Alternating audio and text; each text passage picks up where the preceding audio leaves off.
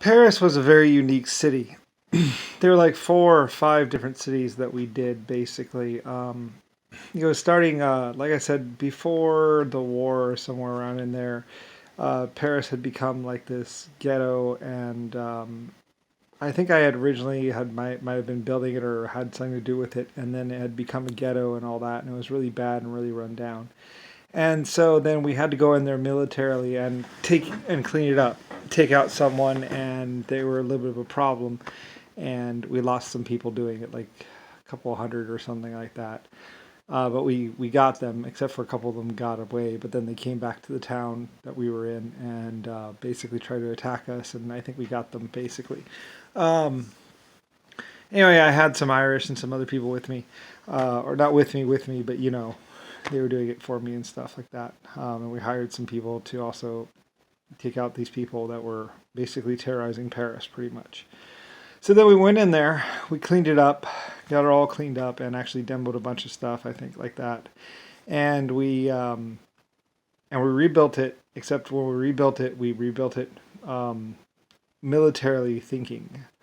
Like I said, I hired a whole team, and we were doing this stuff, and I actually ended up spending like an extra $15,000 or something, or 15,000 silver or gold or something, some amount of money more, basically getting hidden gun cases, hidden wall safes, hidden this, hidden that, knowing that eventually the city would probably be taken eventually, and the local residents may find themselves in a situation where they're going to be held hostage by people.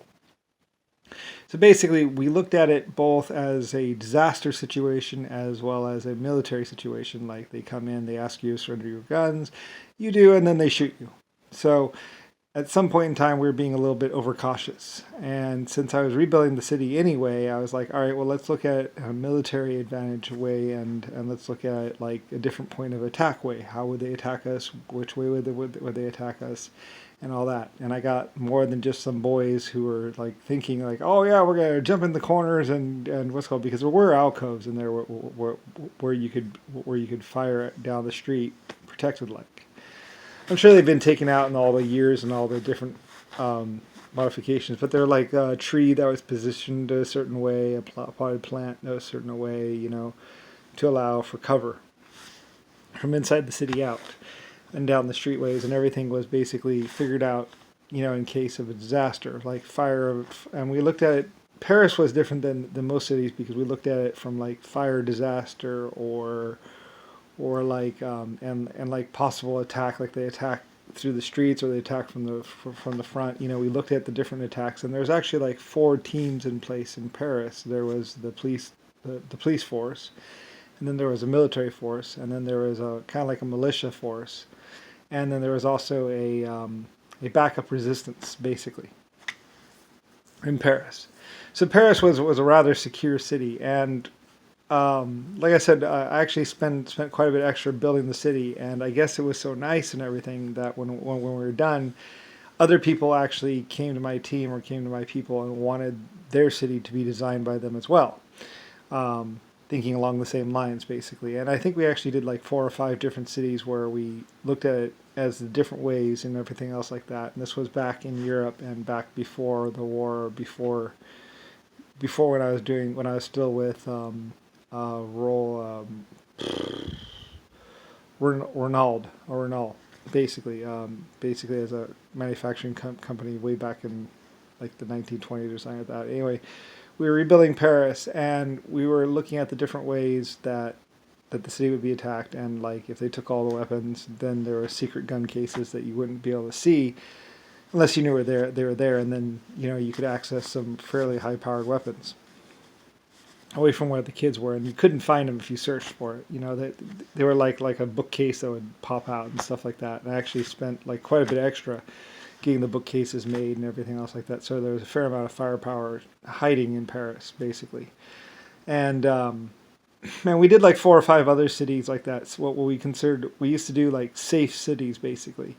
And basically, so like say a force comes in or someone comes in with an army and he's like, surrender your weapons, and then you do, and then he basically, they cock the gun and shoot you, and you've lost four or five people or 20 people, but you're not out the whole the whole city or whatever, but you might have just given up your weapons, and now you have no weapons. What are you gonna do? And so we looked at Paris in such a way that it was like that. It's like, okay, now the fighting's going to go up this street, it's going to go around this corner, it's going to be like this, or it's going to be like that. And we actually had military people actually designing this and figuring it out based on what we already knew about war and stuff like that, which was actually quite a bit, like I say. Quite a bit of experience, and I was able to hire the best. I hired some people that, that knew a lot about war. If we didn't know anything, we hired it. So, like I said, I was paying like $15,000 back in like 1920s or 18, whatever. It's a very expensive project, but I figured, well, it's Paris, I mean, it's a really good city.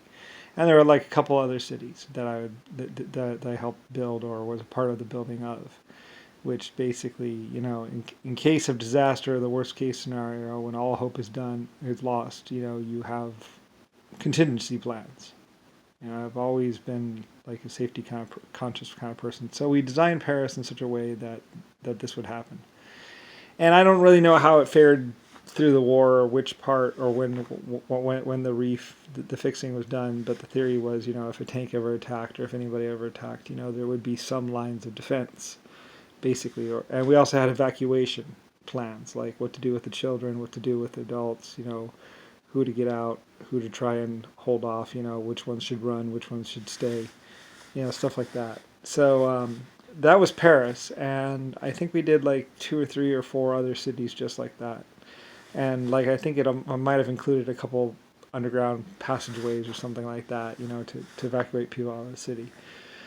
Like I say, when all hell broke loose or when everything went wrong, I learned from my long years that things go wrong rather quickly, and when they do, and I figured, well, I'm spending an extra $15,000 now, or $3,000 now, so when and I won't be able to take this moment back, so I better do it now, and then hope that nothing bad ever happens. So anyway, so like when the bombs started falling and when everything started going wrong, I guess people actually were trying to cheer me up because they were saying, well, it would have been a lot worse, or something like that.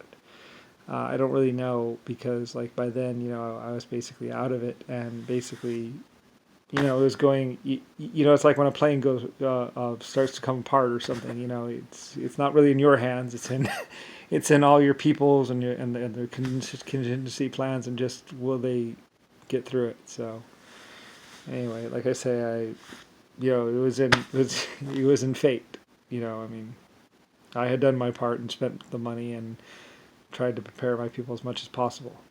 Anyway, so I had like 4 or 5 other different cities just like this, and with underground passageways and contingency plans and everything already put in place, and they even practiced it and went over it. What to do.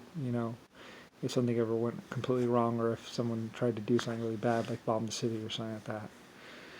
Anyway, I'm not sure if any of it did any good, and I never will know. I just know that I spent extra for it, and there was actually a lot of planning from some really, really, really, really, really, really, really, really intelligent people on it. And afterwards, like I say, other people wanted us to go and build their cities as well because, they had learned about some of the contingency plans, or at least that we were thinking in such a way that we were going to be, that the cities would be safe, for evacuation and possible attack. Like, what if a terrorist group walks into your town tomorrow and is like, all right, you're all going to die. Let's see, where shall we start first? And if that ever happened, and there was like communication ways for like people to send signals and stuff like that, in case, if they're like killing people or whatever, the rest of the city might know. So we did all that, and that was a part of the whole cost of Paris.